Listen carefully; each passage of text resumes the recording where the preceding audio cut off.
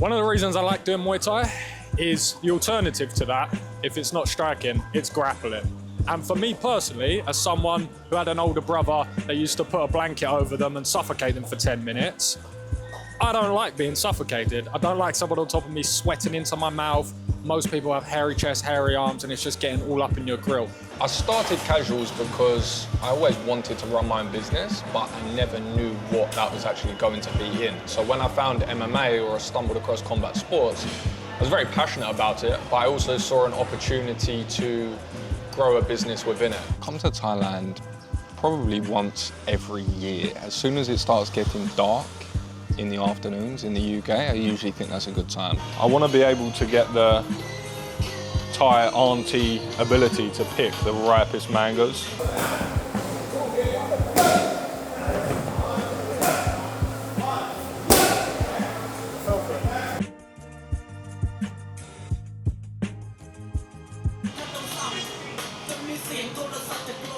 Saudi curb. Saudi curb. Can I please have mum wang? Chai. Chai. Khobun curb. Ooh.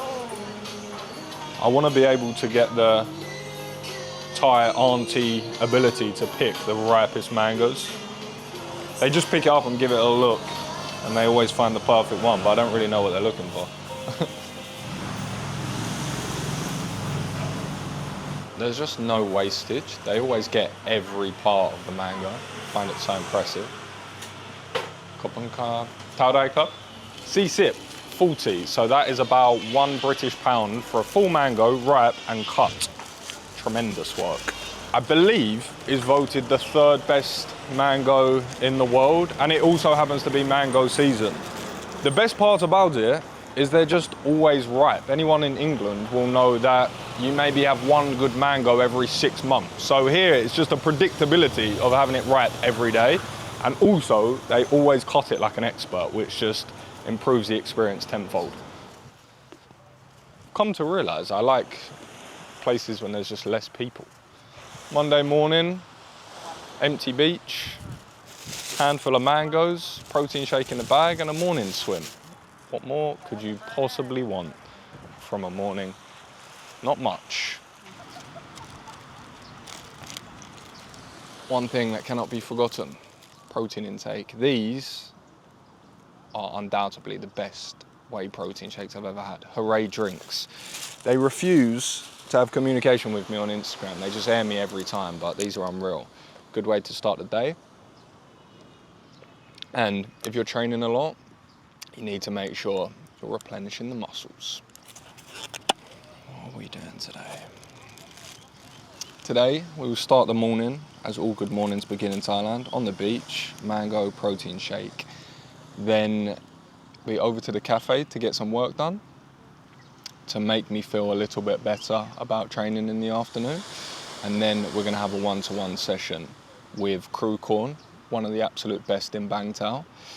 And then we're gonna play the day by ear. Maybe go for a spa, get some more work done, and then go and get some food. And really, that is how the best days are spent, especially in Bangtao.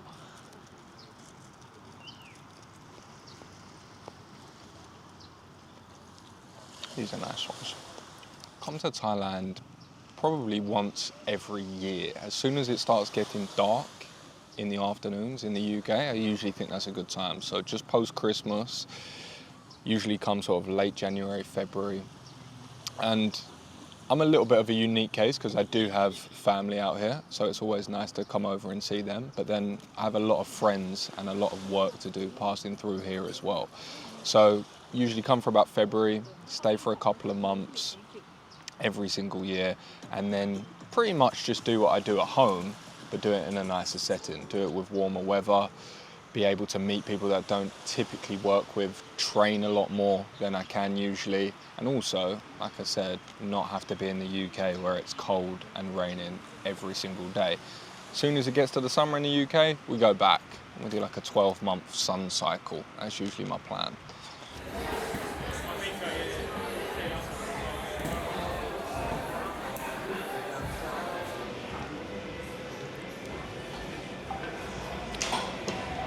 Ringside Café before my one-to-one. So before I train, a little bit of people watching, some sparring in the background, and a little cappuccino. And for me, I like to start every morning getting back to all of my clients that I work with in my consultancy. So I help them with their socials, I help them grow their brand, and I make sure that they're taken care of in the morning. And then I'll progress to what I'm doing now, which is more my media outlet and taking care of that. So that when I come to Thailand, of course I can enjoy everything that's here, but also I can have my business running smoothly in the background. So making sure I've got a full strategy in place, so all of my content is going out whilst I'm training, whilst I'm eating, whilst I'm doing different work and different projects. So for me, that's a lot of lifestyle, it's a lot of food, it's different training elements, and then of course, I work with a lot of fighters, I work with a lot of people in the combat sports industry, and that is the content that's going to be going out. So that if you do want to come here and create content, and then you want to take it to the next level, it's important that you have a strategy behind it so that it's sort of chugging away in the background so that you can come here, sit down, train, relax, and that takes care of itself whilst you're working away. That's the plan for today. I started casuals because I always wanted to run my own business, but I never knew what that was actually going to be in. So when I found MMA or I stumbled across combat sports, I was very passionate about it, but I also saw an opportunity to grow a business within it. So what does that look like for me? That looks like a personal brand. I'm not going to be a fighter, or I'm not looking to compete or win championship belts, but I am looking to create a personal brand within that. So it started by just creating memes and creating generic content whilst I sort of found out what I enjoyed, found how I could provide value to an audience, and then it sort of grew.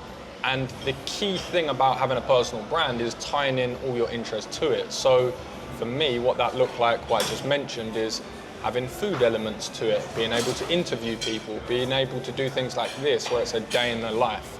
So everything is very natural and authentic to me, and then I can just tie it back to my brand. So when I come to Thailand, there's a lot of opportunities for me personally to do a lot of that work. There's a lot of people here training, there's a lot of coaches here, and there's a lot of people working on personal brands as well. So it sort of offers a little bit of everything.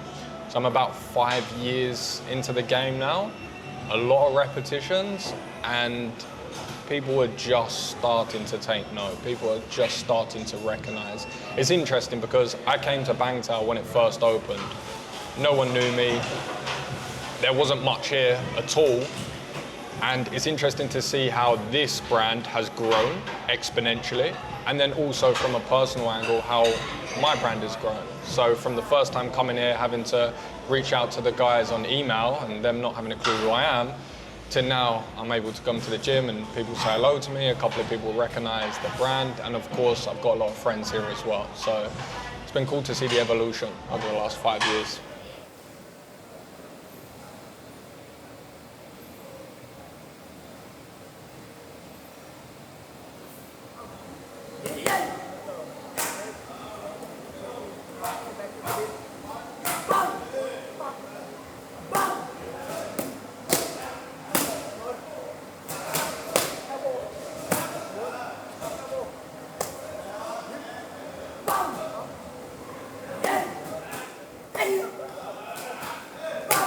That was my third session with Kru Korn, and it's always good once you start doing a few sessions with coaches because you start improving your chemistry. You know what they're looking for and they know what level you're at.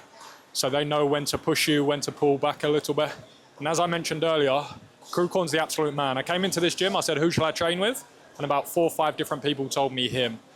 So he is the man to go and see because not only does he have a really nice pace on the pad, so if you're a little bit more green like myself, you're not just going to get exhausted in the first 5 seconds, well, not completely exhausted in the first 5 seconds, and then not be able to do anything through the rounds. So that's one angle that he's really good at. Secondly, he's a southpaw himself. He's got a really nice style. He's really well balanced. He's very clean. He's very technical. So for me personally, that's really advantageous because I'm trying to start learning in a southpaw stance. So Kru Korn is an absolute delight to work with, to be honest. Sometimes you get pad trainers, or even just in any space of the fitness world, you get people that just want to absolutely rinse your gas tank in the first round, 2 rounds, and then you can't really do anything. You can't think, you can't move, but that isn't the case. So you always feel like you're leveling up. One mistake I see quite often is people give a lot of feedback, which isn't a problem, and there's a time and place for that. But again, if you're a little bit more green, it's a little bit of an overload. He just gives 1 or 2 things to work on, and then you can take that into the next round. Catch a breather, think about what he said, and then look to integrate it. So for me personally, it was just about opening up my stance a little bit more and sort of finding that angle off the left hand and just being a little bit slower and more methodical. So all in all, a very good session. One of the reasons I like doing Muay Thai is the alternative to that, if it's not striking, it's grappling. And for me personally, as someone who had an older brother that used to put a blanket over them and suffocate them for 10 minutes, I don't like being suffocated. I don't like someone on top of me sweating into my mouth. Most people have hairy chest, hairy arms, and it's just getting all up in your grill. If you do a lot of clinch work, which you should be doing in Muay Thai if you want to go to a high level, there's a little bit more of that. But if you do a little bit more of the Instagram version like myself and you're hitting pads, it's a lot more fun. For me personally as well, I work in the sort of combat sports space, so it levels up my knowledge. Every time I do a session with a coach, I take away little tidbits that I can then use in breakdowns. I can then use when I'm watching fights in mixed martial arts. So for me, it was practical, also a good workout. I sort of fell out of love with the gym and lifting weights for a little bit. So this is a good way to get a good sweat on, feel like you're still conditioning your muscles, but actually getting practically fit, which I always love. So, and also, let's be real, it's just fun. It's just fun. Once you start improving your skills and you can start actually hitting combinations and working through sequences, it's a lot of fun, and it's good for the ego if you hit a couple of good moves. The Muay Thai in Bangtao is actually very underrated. You hear a lot of people talk about how it isn't your traditional, quiet, mum and pop type gym in the middle of the streets, in the middle of nowhere. But what it does have is phenomenal coaching. That cannot be overstated. You have people like I just mentioned, like Kru Korn. You have a whole list of really good Muay Thai coaches. And then you have some of the best specialists in the world. I mean, we've just had, Diesel Noi in for over a month. That's arguably one of the top 5 fighters of all time in the sport. Never beaten, an absolute phenom in his own right, who is so knowledgeable and is so passionate. You have people like Yodwitcher, who is a master in the clinch. So not only do you have very high-level coaches, but you also have coaches who are respectively elite in each discipline. So it's always a treat to come down and I haven't even mentioned one of my absolute favourites, Lordzilla. Unfortunately, he's not here at the moment, but again, an absolute master of the art. So the coaches at Bangtao are phenomenal, and the training is phenomenal, especially one-to-one.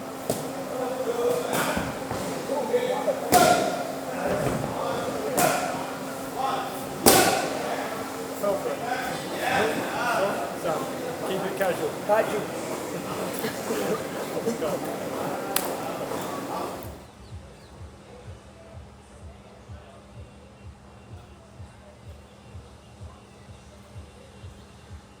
So we just finished up at Bangtao Bliss, which is a really cool spa spot, just about 5-10 minutes from the gym. If you're me and walk here, about 15-20.